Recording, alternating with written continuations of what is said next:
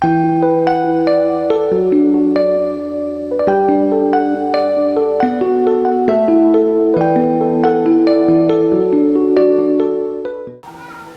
kalau kita ingin bahagia di dunia, maka yang perlu kita prioritaskan adalah bagaimana kita selalu memprioritaskan perintah Allah.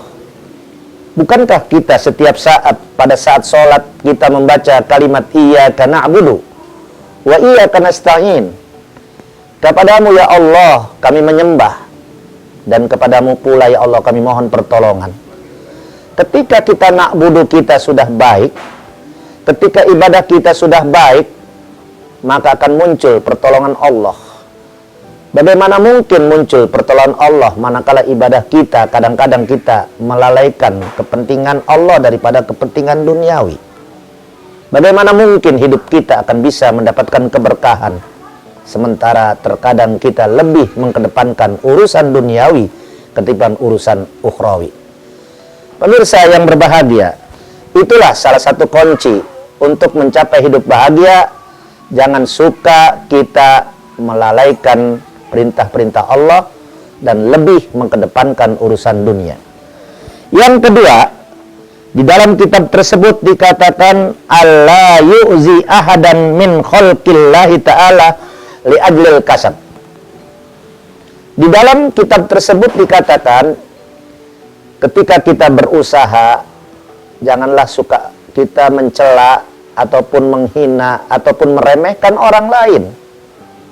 Karena usaha yang kita dapat tidak mungkin sukses tanpa peranan orang lain. Contoh, mobil bisa stabil apabila semuanya berfungsi. Bannya baik, akinya baik, mesinnya baik, ada bensinnya. Semua komponen-komponen yang ada di dalam mobil itu bisa berjalan dengan baik apabila berfungsi. Manakala salah satu di antara komponen ada yang rusak, maka rusaklah semua. Demikianlah hidup manusia di alam dunia. Tidaklah layak kita menghina orang lain, apalagi sampai mencaci maki dan sebagainya. Maka usaha kita besar itu karena ada orang kecil. Pemirsa yang berbahagia, saya satu contoh misalnya, ada orang yang memang profesinya tukang gali kubur. Tentunya orang yang suka gali kubur mengharapkan orang yang mati. Dengan harapan kalau ada yang mati, satu lubang dia berpikir, berapa duit nih untuk gali lubang? Katakanlah 1 juta. Bisa dikerjakan oleh 2 orang atau 3 orang. Dia mendapatkan hasil lumayan gara-gara ada yang mati. Dia mendapatkan uang, lalu dia pulang ke rumahnya. Dia ngomong dengan anak dan bininya, alhamdulillah istriku, abangmu telah menggali kuburan gara-gara ada yang mati. Ini rezeki.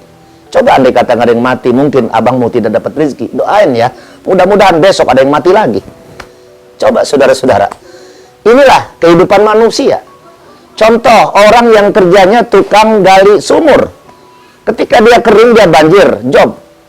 Mungkin kalau hujan terus, penggali sumur dia sedih. Apalagi menjelang lebaran, bagaimana mungkin dia bisa memberikan pakaian anak-anaknya kalau tidak ada job? Sebagaimana tukang pun mengharapkan ada job-job dan sebagainya. Maka inilah kunci sukses, harus memperhatikan orang kecil. Sebagai pembantu rumah tangga berperan untuk orang kaya. Tidak mungkin orang kaya rumahnya bersih, bisa di-file dan sebagainya. Tidak mungkin orang kaya mobilnya bisa dicuci dan sebagainya tanpa peran orang miskin. Semuanya itu berperan. Maka hidup yang bahagia, hidup yang saling hormat menghormati antara si besar dengan si kecil.